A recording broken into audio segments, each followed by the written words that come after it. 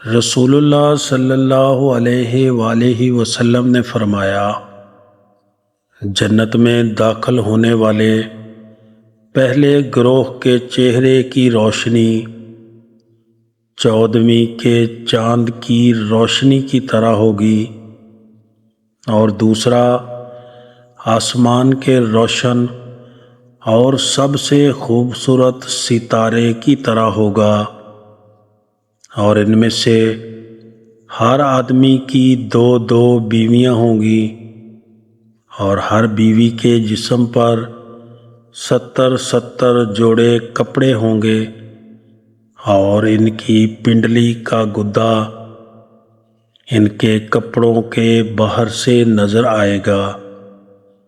رسول اللہ صلی اللہ علیہ وآلہ وسلم نے فرمایا کہ جنت میں 100 درجے ہیں، اور ہر 2 درجہ کے درمیان اتنا ہی فاصلہ ہے جتنا کہ زمین اور آسمان کے درمیان ہے۔